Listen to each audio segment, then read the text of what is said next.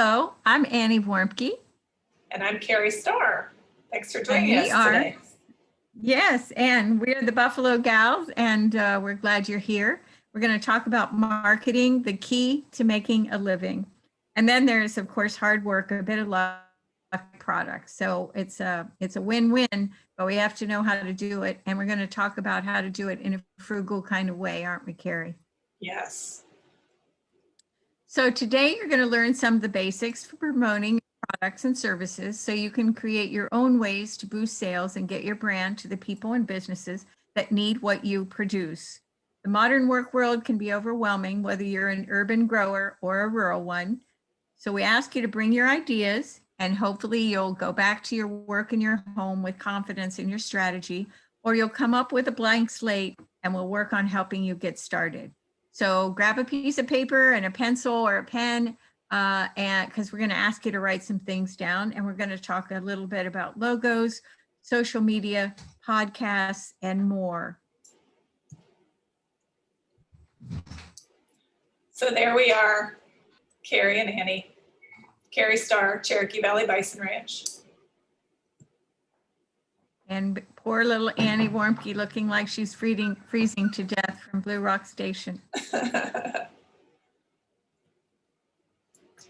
So everybody is unique in this room or in this video space. That's a global room, I guess. We have urban gardeners, we have newbie farmers, we have ranchers, we have homesteaders, we have people who are experienced but need a little bit more information to make a living.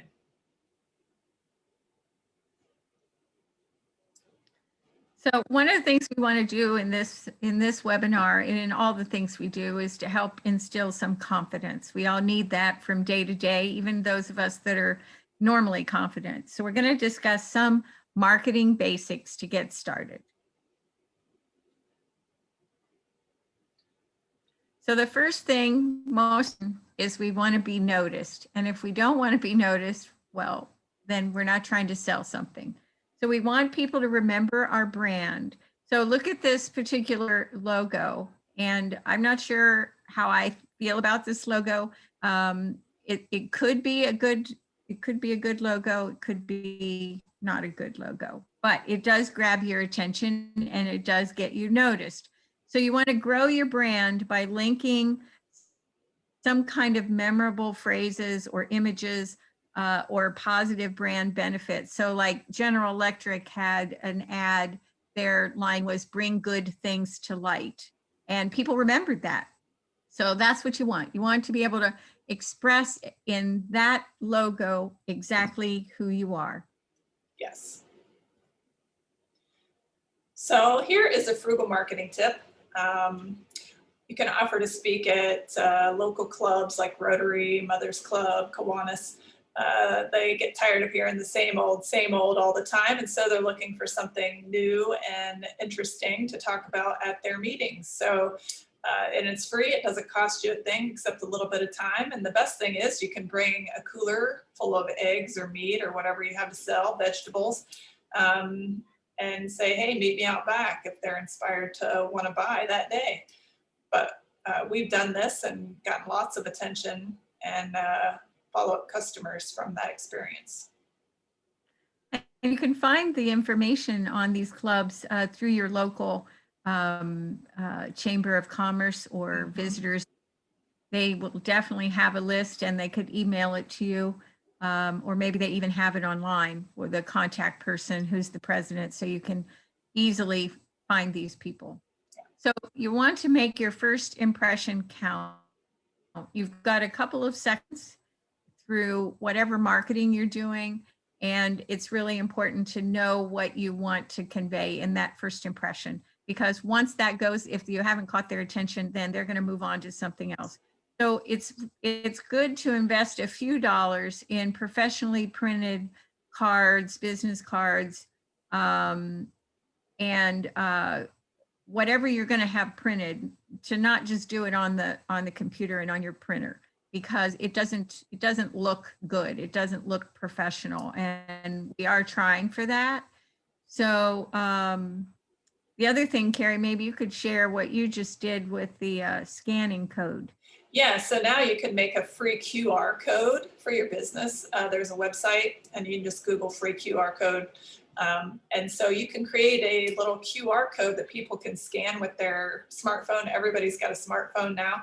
So instead of handing out tons of business cards that people are probably going to lose, you can print off your QR code and put it in a frame, and then people can just scan it when they're either at your business or if you're at the farmer's market or another kind of market. And then they can scan that, and then they automatically have your information saved to their phone.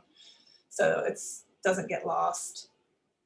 Also, people don't spend a lot of time reading. And as we look at the generations, the younger the people, the less they're going to take the time to read. So that's where your logo is important. And that's where having just a couple of words, or as you say, QR code, people are used to using that, but you want to make your signage a conversation starter.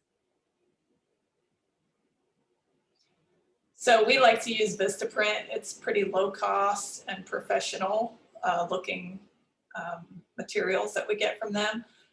They can do banners. We've had banners printed from them, signs, and you can even get t-shirts through them. So it doesn't have to cost you a lot of money to look like $1 million. Yeah, and be creative with that, because we, I know Buffalo Gals, we printed up, well, we had some buttons made that said, "I am the farmer," that got a lot of attention, still get attention for women, particularly women who are farmers. And we also had some stickers printed that say "Woman Produced." It's been a really nice addition as well. So be creative. Don't just think about business cards. You know, you have limited money for your budget, I would imagine. And so you want to be innovative and attention getting. Although not this kind of attention. No, this would not. This is a very good example of somebody who didn't bother to ask others what this really was saying. And that's really important when you're creating logos and also other materials that you send out, even news releases. You want to have an editor, and that's vital, because this particular logo is, for some people, could be really offensive or even triggering. Yes. as a thing. But humor is a good icebreaker, and it does help customers remember your brand. But you also don't want to offend or seem to be disrespectful, unless that's your intention. And I highly suggest having lots of different people, different ages, look at the designs, maybe have 2 or 3 designs. You could put them on Facebook or Instagram or Pinterest, and ask people to go and give you some comment about what they think the logo or what you're trying to do says versus what you think it says. So you want to be connected to your customer. So how do people relate to your brand? When they see your pictures or your logo or your signage, how does that make them feel? And so is it apparent what you want to convey? Does your signage say, you know, buy my product because I'm wonderful? And then, you know, use the style and content that's appropriate for your line of business. So for example, that's the farmer's market setup I had. I had that nice sign that looked very like old barnwood. And then I had the bison logo, and I had a bison hide on the table so people could feel it. And so that drew people to my table, but it also was pretty evident what was going on there too. You know, I'm selling bison, and so I try to have a shtick, so to speak, that relays that. I think one of the challenges too you brought up is that we have to know who our customer is, because if we don't know, then we're going to be kind of stuck. Yes. And we also need to remember that culturally and in a sociological way, we have to understand what our brand says, and having to be more and more aware of that as as we become a lot more diverse as a culture and a society. So, but the other thing is, does your brand have subliminal recognition? Now, I'm going to say that I think this is a really bad brand, a logo, because if it's unbelievable to me how many people are horrified of just the picture of a snake. Will totally freak out. I was at a farm a couple weeks ago looking at a high tunnel, and we were walking the path back to it, and there was a snake crawling across, and the farmer I was with threw his arm back and pushed me back, and he was like, I don't know how you're going to react, you know, if my wife saw that. So this was a woman thing. If my wife or my mother-in-law saw that, they would be throwing up and running back to the house. And I was like, you know, I don't want to go, you know, snuggle up to the snake, but I think it's great that you're a snake and it's eating stuff you don't want. And, but I wouldn't use it as a logo unless I didn't really care if my customers cared or not. And you have to study it, you know, Yes. a long time to, eye doesn't leave it right away to realize, wait, that's a coffee cup. The steam coming out of it. You know, it does grab you, but I just don't think it's a good example. I mean, I do think it's a good example of a logo that has too many subliminal ideas in it, the wrong direction.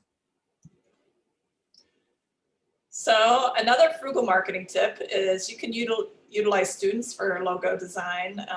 Many of them are trying to build a portfolio, so that way when they get out into the world, they have examples of work they did, and students can always use extra money.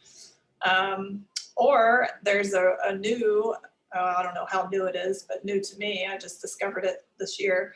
It's called Canva, and it's a graphic design website that you could use for free to design logos and social media posts, flyers, handouts, that kind of thing. Or you can pay, there's certain ones that are free, and then, or you can pay $120 and get the pro version and have access to all of the flyers. And it's really easy to use. I've created a couple of things with it so far. I did spring for the $120 a year, even though I'm cheap. I thought it was a good investment to have that. So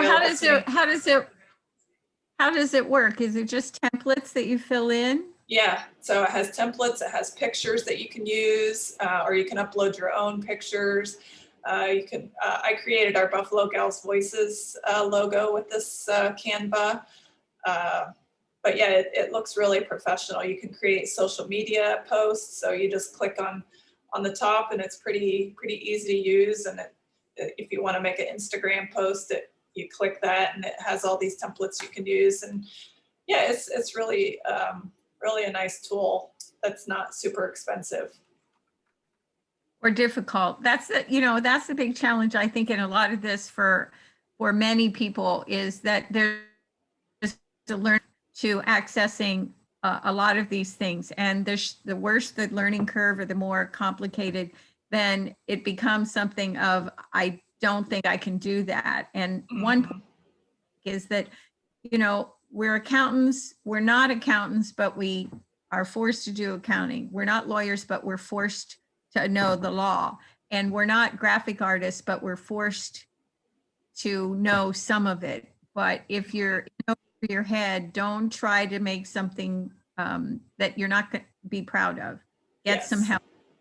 Yeah, and there's also a website called Fiverr, and there's lots of people on there that will do quick jobs like graphic design and that kind of thing. I mean, really, there's all kinds of things on Fiverr that people will do for just a few bucks, but yeah. Yeah. And that's great, because also we need to support other people. So if we can't be professional, there's nothing wrong with asking somebody to tweak it and paying them a few bucks. Right. The problem with marketing dollars is they're a bottomless pit. It's like a hole you can just. So that's why this is these are good tips. Yeah. So you want to be clear with your design and marketing. You look at this picture, and you kind of see it's an organic farm. It's very pastoral looking. And it kind of tells you what they have to offer: organic, natural food from their farm. So, you know, you don't want to go too far and overload your customer with too much data, technical data. As we mentioned, most people aren't reading a lot anyway, so you want to keep it simple. And like Annie mentioned earlier, you want to test and measure your brand and message and make sure that it's saying what you want it to say, because what you think and what your customer might think are two different things. So make sure you check that out.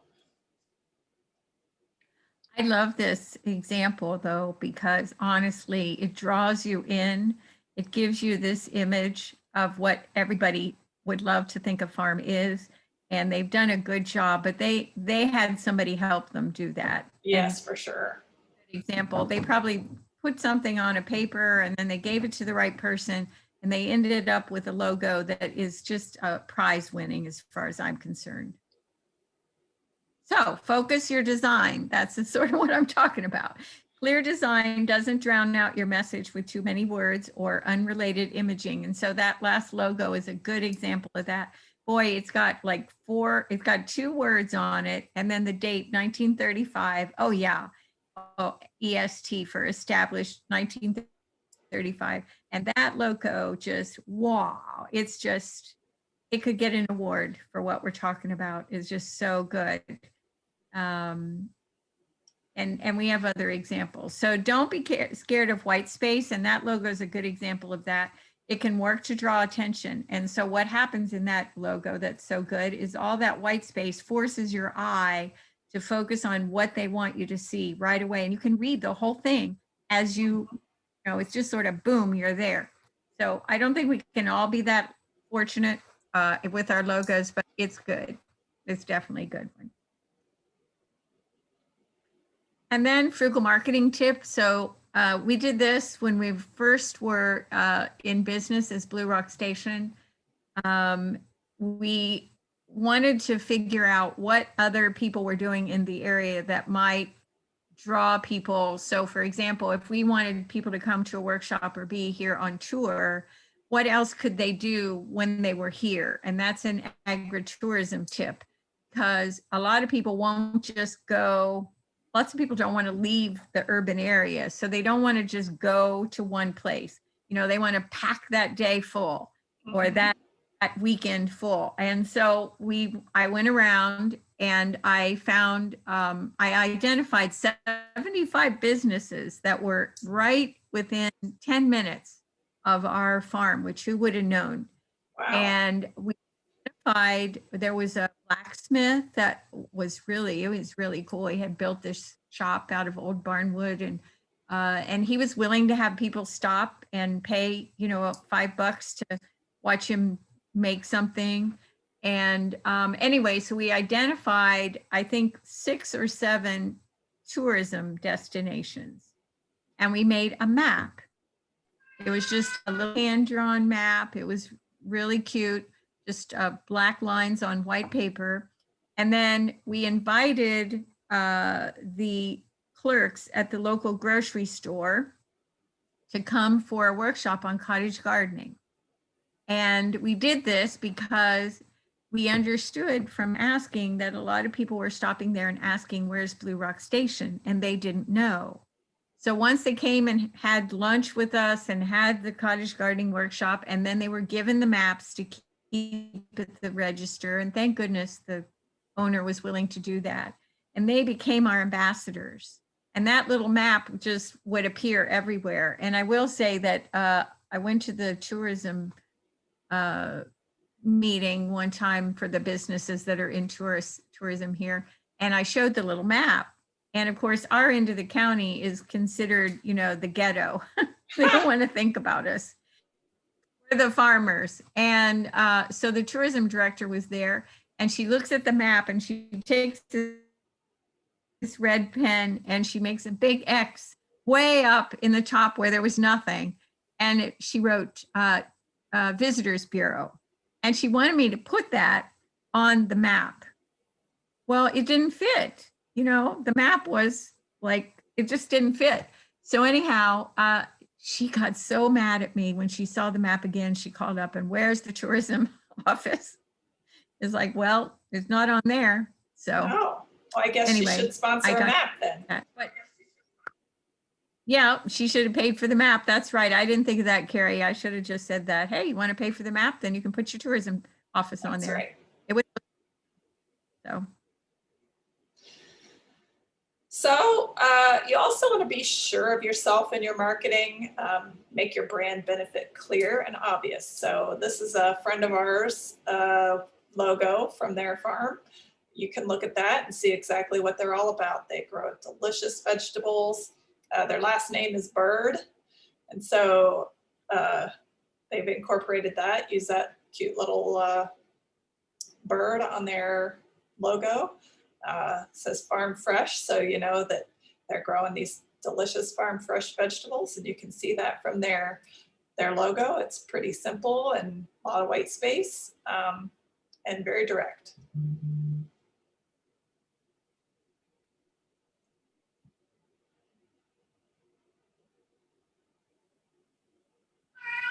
So frugal marketing tip, invite local businesses to visit your farm or garden or homestead. And I just talked a little bit about that. And don't be limited to the clerks at the grocery store. Creative, because everybody's potentially an ambassador. And if you're new at what you're doing or you've changed your business model or whatever, people appreciate knowing what you're doing and you want them to be able to talk intelligently in your community about who you are. And also, you can discuss ways of cooperative marketing and promotion that will be mutually beneficial. We do work with a few nonprofit organizations. They're not in our community. Well, we think they're in our tribe because their mission is very connected to who we are. So they help market our workshops and our tours. And in exchange for that, and sometimes they actually host workshops with us, we share a portion of the profit. And that has served us very, very well because they become, excited. They're intelligent in how they talk about what we're doing, and they promote us widely in their marketing strategies on social media and so forth. And so it's a really great cooperative market.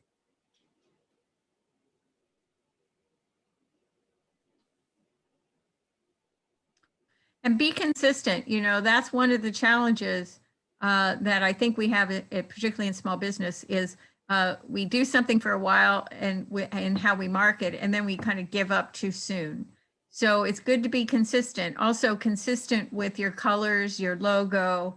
You want that consistent messaging so it feels like it's solid, and your customers will see that, like that Blue Rock Station logo, and they'll know immediately, oh, I know what that is. Now, it may not be clear to a lot of people.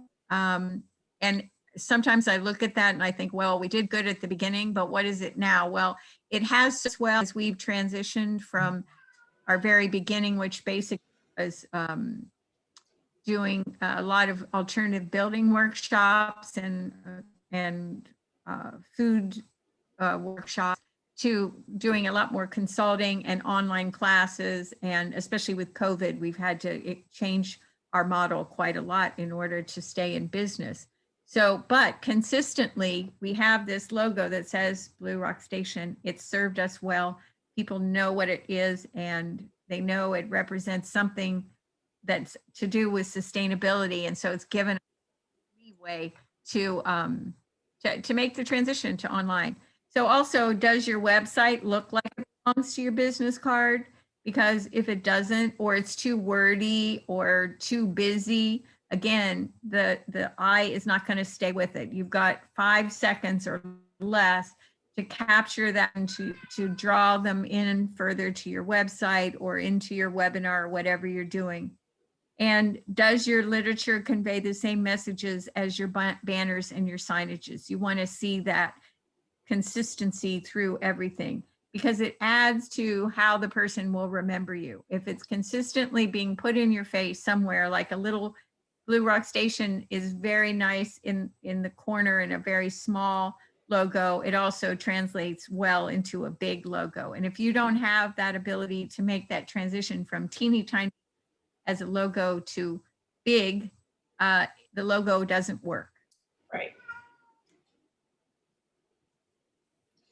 So another frugal marketing tip is to utilize the benefits of your point of sale. I use Square, and with that, I can get a free website. I have an online store that people can use, and it only costs me money for the online store when people make a purchase through the store. And then I love it because I can send invoices and it looks very professional. And you don't have to have your customer pay the invoice online, which would cost you more money. You can just simply have them cut you a check. And that's pretty much what I do most of the time. So it looks really good and looks very professional, and it makes my small business look like a big business. And then combine that with social media platforms and you're ready to market like a pro. And even if you do have them pay you credit card or with your Square, where there's a fee, that fee is tax deductible Yes. on your federal taxes. Yep. So also be different. See what's out there and see what's going to set you apart. What areas are your competitors lacking in, and make sure that that's reflected in your marketing and your branding. Don't be afraid to toot your own horn. If you're waiting for somebody to come along and brag about you, you might be waiting a long time. So you have to be your own best advocate. And so get out there and tell people why you're great and why they should choose you over someone else. Also, imitation is the highest form of flattery, as they say. And I know a lot of things that I've done successfully have often come from ideas of other people, what they've been. And if it's working for them, it might work for you, and you can find ways to make it your own. Yeah. So, frugal marketing tip: create a 10-second or less greeting to let people know who you are instantly, and then try it out on 5 people you know. I don't think you want to go up to people you don't know. But here's the deal. When you meet somebody and you're trying to network, or it's a social situation and they ask you what you do in this country, that's a big, like, what do you do, or where do you work? And you have less than 10 seconds really to grab their attention. So I guarantee if I meet somebody and I say, well, I built a house out of trash, I'm Annie Warmke from Blue Rock Station, I built a house out of trash, then people are like, whoa, okay, I want to know a little bit more. Maybe after the next sentence, they don't care anymore. But generally that creates a conversation. Or Carrie Starr from Cherokee Bison Ranch. Wow, they're going to ask questions. So again, that's even less than 10 seconds, isn't it? Yep. It's just a second. So everything has to kind of happen quickly when it comes to drawing attention, because there's so much competition, so much stimulus already. So you got to practice it too. You've got to be able to just think on your feet. Yep. So you want to be direct. As we've mentioned over and over now, you have a very limited amount of time to get your customers' attention. So you want to make it count.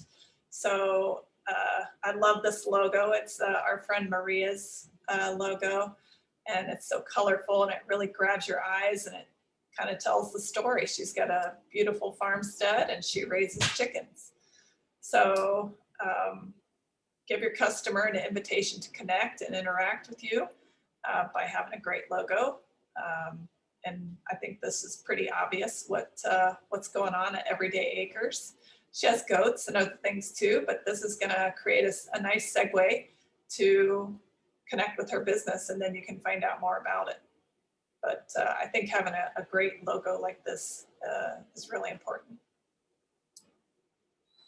Yeah, and even beyond that, being direct also are things like you are at a meeting let's say you get yourself invited to Rotary Club, and instead of going and sitting down and waiting, you go around and you shake hands with people and you say, you know, I'm Annie Warmke from Blue Rock Station.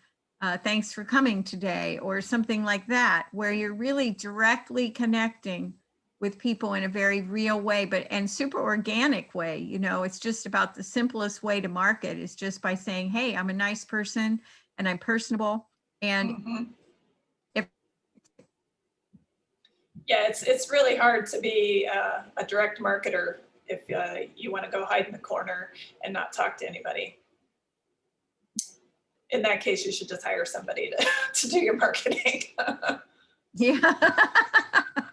Well, I don't know, with COVID, everybody's been able to hide behind the Zoom camera, but still, and you have to convey some kind of personality through your logo and also your direct contact.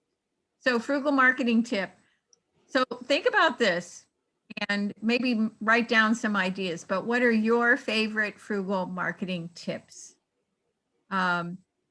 One of the marketing tips that has worked very well for Carrie and me is that we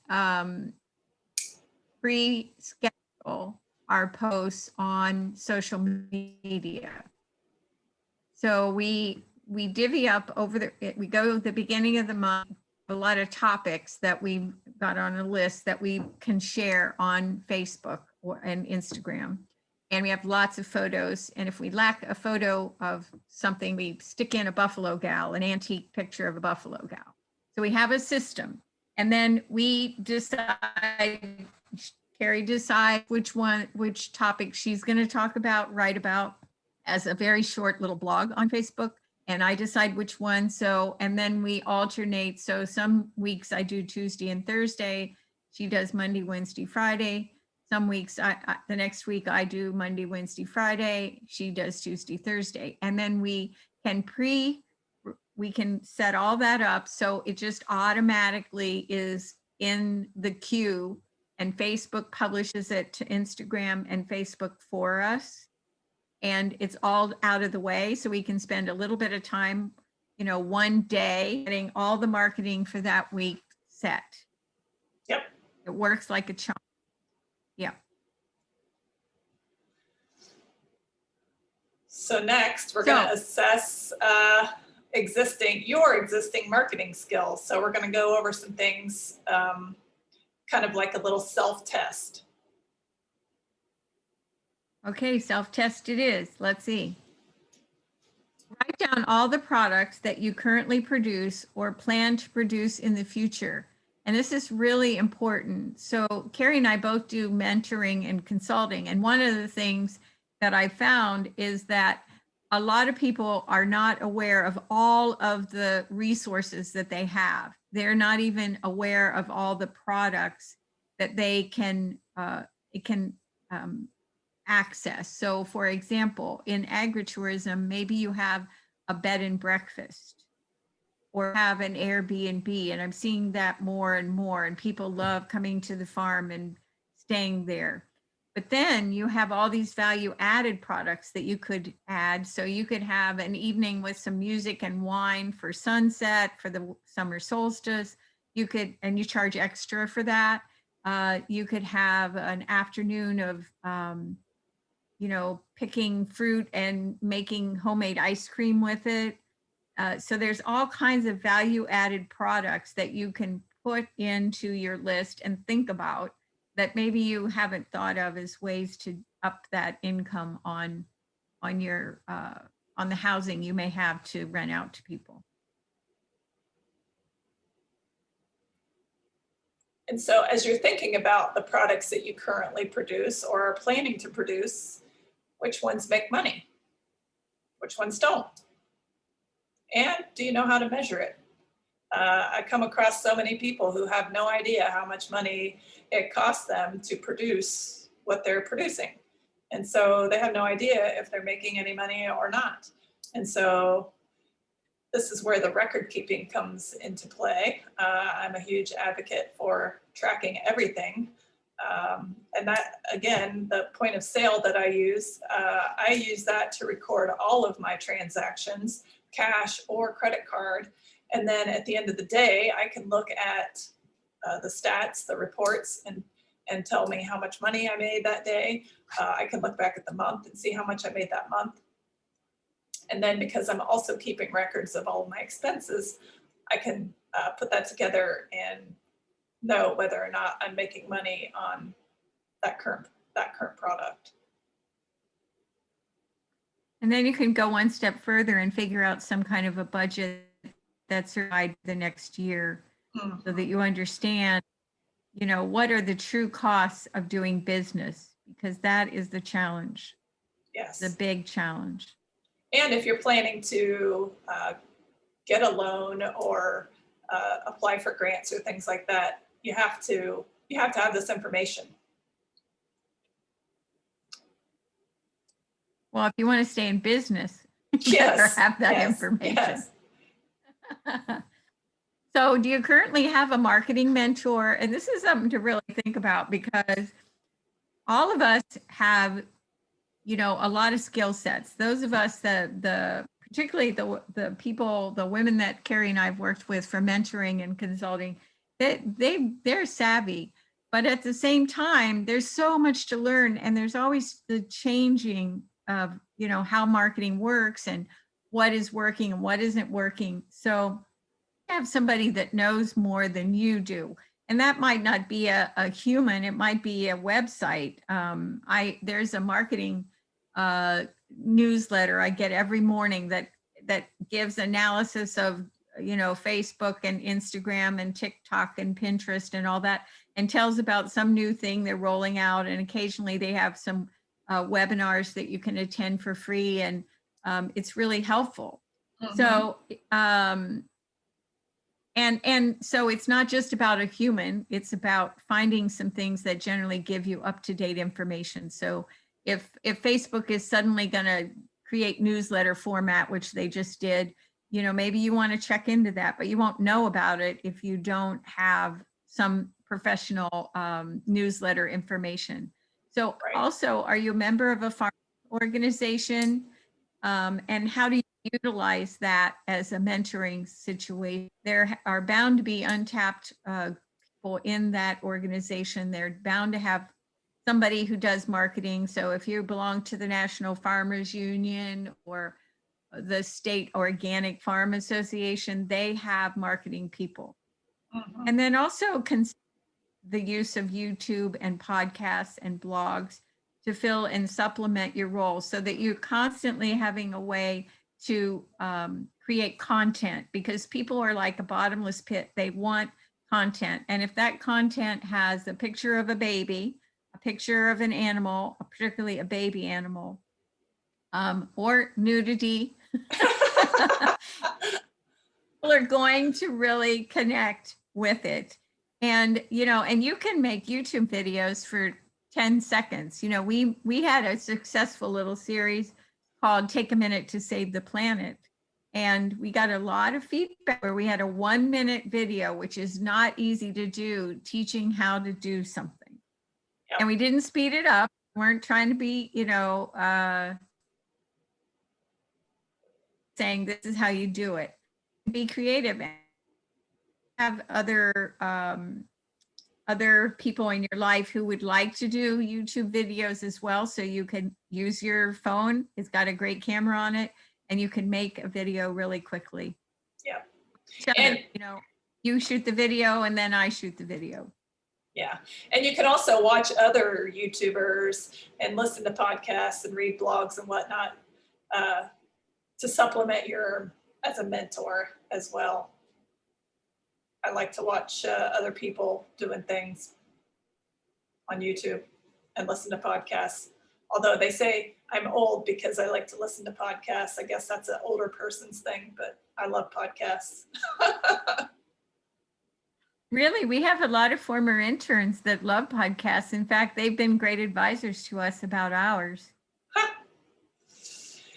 So do you use your story to sell or attract customers? And we kind of hinted at having a 10-second greeting. But then, what's your story? And you might want to take some time to think about uh, creating your story for your farm. And that way, when maybe you have something exciting to share with a local news outlet, you can have a good story to tell when they come and do an interview. You can write copy that you can submit to newspapers and that kind of thing. We won a grant this year to put in water lines, and I sent a news release to our local newspapers, and we ended up being in all of the regional newspapers telling our story. And so it's really, especially for me, because I'm kind of nervous when I'm talking to people, to kind of have that story committed to memory. So that way, when people ask me a question, I know what the answer is and I'm not fumbling for words. So you can take a class on storytelling. There's in our local town, there was a storytelling, free storytelling project a few years ago before COVID. But yeah, or you can look online for a free or low cost class on telling your story, creating your story. Annie and I have been working on some storytelling projects this year, telling stories of women farmers.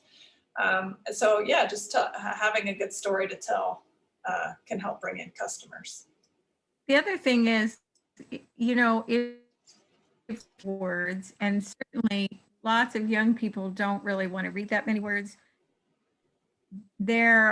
Everybody's got that phone camera.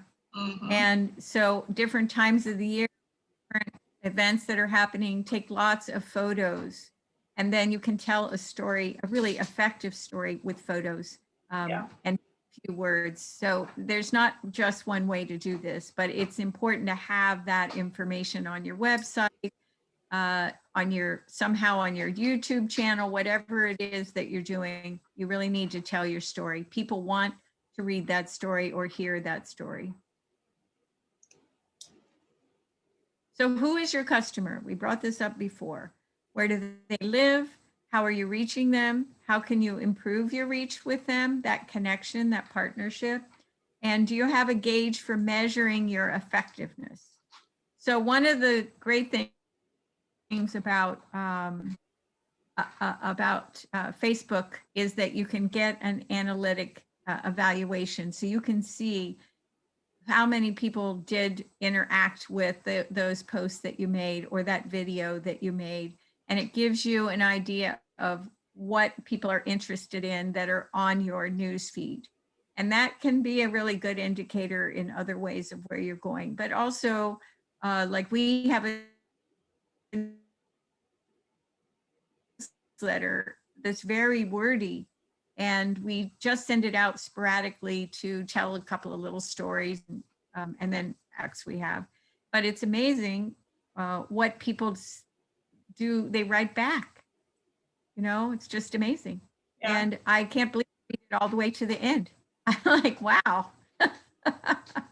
Yeah.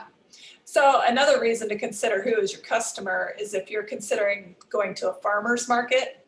So if you have a high-end product, you want to make sure you're going to go to the right farmer's market. If you have a high-end product, you don't want to go to a low-income farmer's market area to try to sell your product, because you're going to be wasting your time and be disappointed.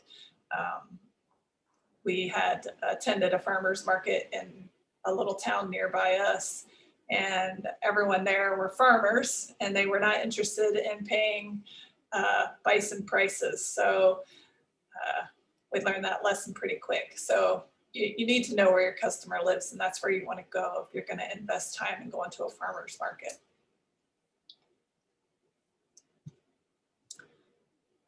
So do you have a business plan or a marketing plan? And you think of a business plan as being a long drawn out document, and it doesn't have to be that. It's basically, you want to write down what are your goals, short-term goals, what are your long-term goals, and what's your plan for accomplishing those goals. And that really is what a business plan is. And maybe you have no plan and you need help with that. And so you can always reach out to Annie and I, because we've been mentoring a number of women and on this very topic, actually. So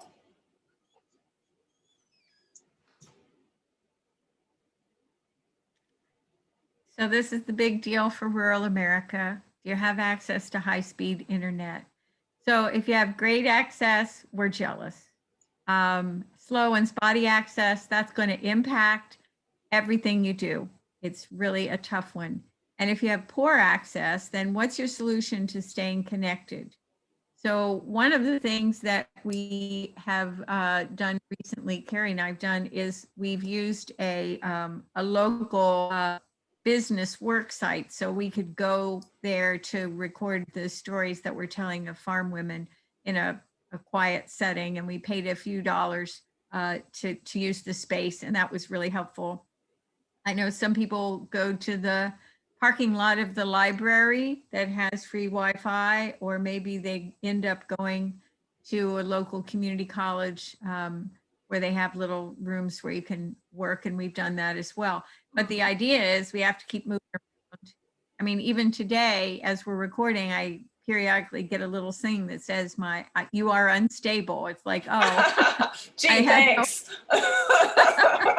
Yeah, I don't want to be reminded. But anyway, so internet is a big deal. And if you don't have it and you're thinking of buying land or starting a business, that is going to be perhaps in rural areas your biggest the Achilles heel. You've got to find ways to open.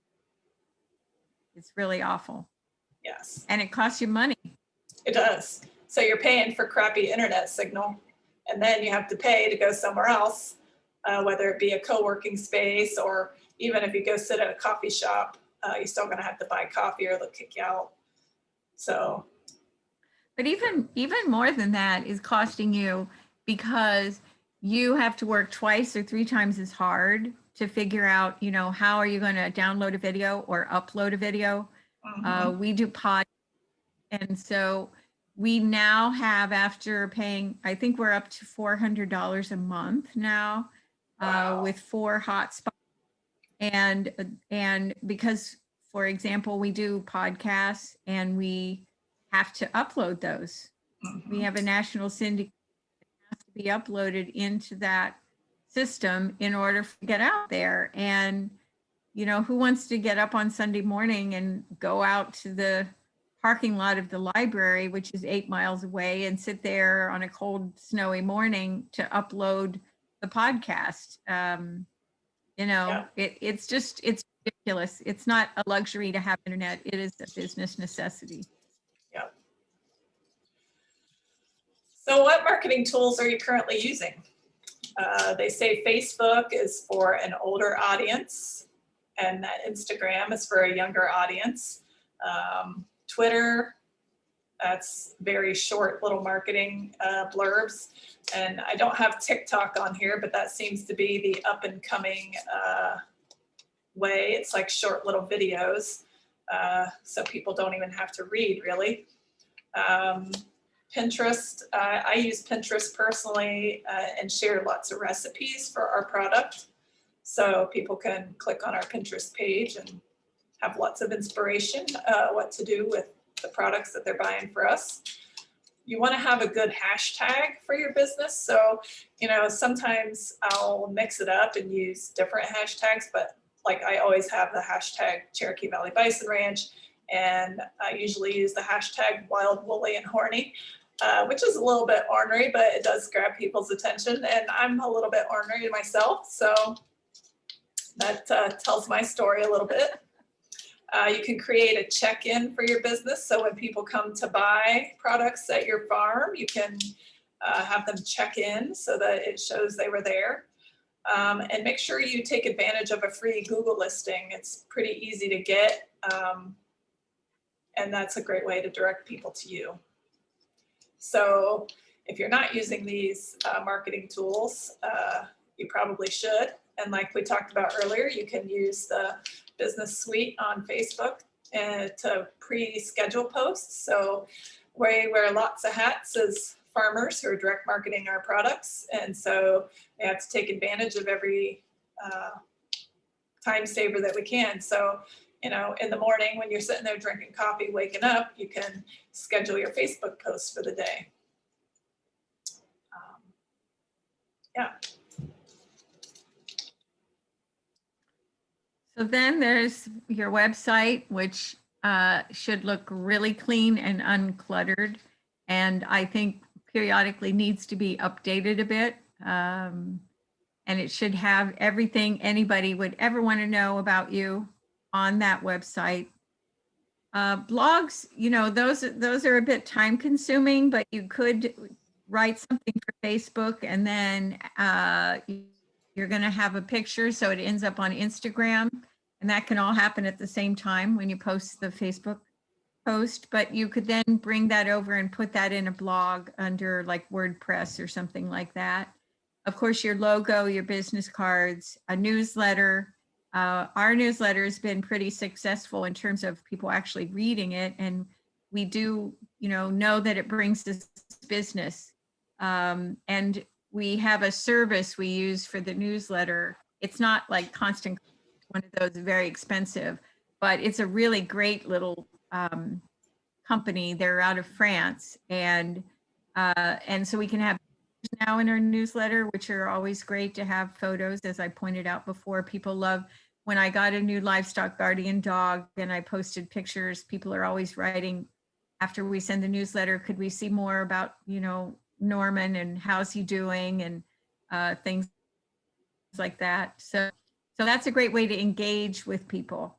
We also have podcasts, and podcasts are really the kind of thing that I know you said it's mostly older people, but honestly, we get emails a lot from younger folks who are listening to the podcast. My brother-in-law says he downloads the podcast every Sunday. We're like, oh, now we have a fan. Real fan. Anyway, and it's a great way to communicate with your customers and your audience by sharing tips, by talking about how your story. You don't have to do it every week like we do. You could just do it sporadically. So, and it's very easy to get those things on to Spotify and Apple stations and things like that. Or you can just have it on your website and people can click on there and download the link. And then you've got your phone to take photos. So we tell people all the time, you and I tell people all the time, go out like this week when it snowed. The crabapple trees, we have two different kinds, were in full bloom, incredibly beautiful. And with that snow dusted on it, it was a magnificent photo. So there and take lots of photos so that you have access, because that photo is often going to draw people to what you're trying to get them to pay attention to.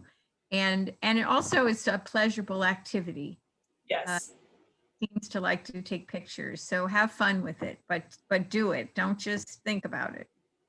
Yeah, and I forgot to mention earlier, there's a couple of different educational platforms you can go to and learn how to take better pictures or learn how to do all kinds of stuff. But photography is one of them. Like there's Skillshare, and then there's one called Udemy, and it's pretty cheap. You can usually get discounted classes for like $12, or if you sign up, you can get free classes for a certain period of time on Skillshare. But it's a great way to learn from other people new skills like storytelling and taking photos. I've seen a lot of new YouTube channels. People are voyeurs and they want to know what's going on. So just start a YouTube channel and share videos, and then you can do this work one time. So you create your video on YouTube and then you share the link on your Facebook page and your Instagram and your website. And so you're getting multiple ways of funneling people to your business. Reddit, I don't use Reddit a lot, but my daughter and her husband get a lot of business from making Reddit posts and other people making Reddit posts and sharing their business on Reddit. Having an online store makes it convenient for people to shop. And like I mentioned, the point of sale that I use, you have a free online store, a virtual tour. Take that camera of yours out and just show people your farm. And people love to watch. You want to belong to organizations for networking, your Chamber of Commerce, or like I'm a member of the National Bison Association as well as the Eastern Bison Association, and I've met lots of fellow bison ranchers that way. And it's great to have those people to reach out to if something is going wrong, or if I'm looking for a processor or looking for animals to purchase, that kind of thing. It's really great to belong to those organizations. You want to make sure you have signage for your business, whether it's on site or if you're going to an event, or let's say you want to sponsor a sign for your local high school, their football games or things like that. Just any way to get the word out there. You can attend farmers markets or other markets to sell your products. Another good tip is to turn your customer reviews into photos to share. So you could use that Canva app that I was talking about. And if someone leaves you a nice review, you can create a cute little background and type the words in there, and then share that as a photo, as a Facebook post or Instagram post, so that people can see what others are saying about your product, and that'll make them want to buy it too. And then I always make sure I provide cooking directions and recipe ideas to customers. Again, the Pinterest page is a good page, but when people are here and they purchase our bison, I always say, you know, you want how to cook it so that way they have a good eating experience after they spent big money on buying our bison. Bison's pretty lean, and so if they overcook it, it'll dry out and not have a pleasant experience. So you always want to make sure that you're providing any special instructions with your products.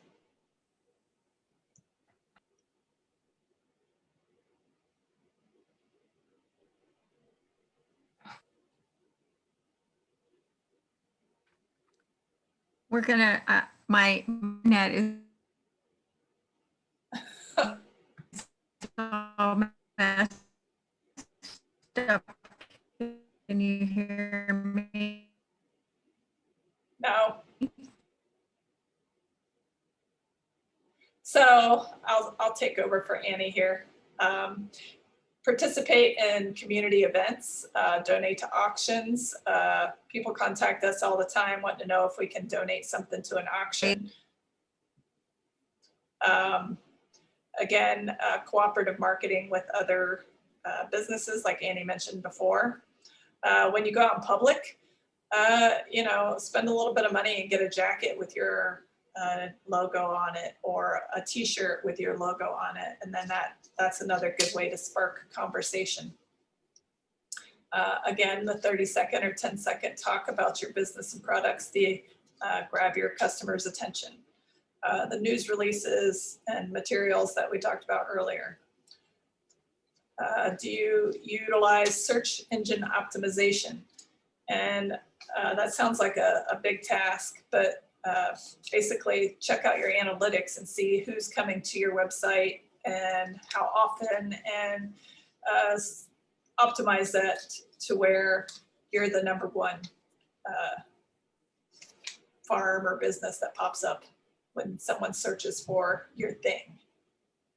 And then again, make sure you're regularly posting on Facebook and social media, and utilize that pre-scheduling aspect of it.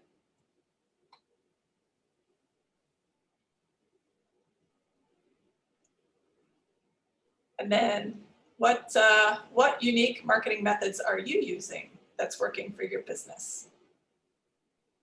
And you can just make a few notes here to look at later.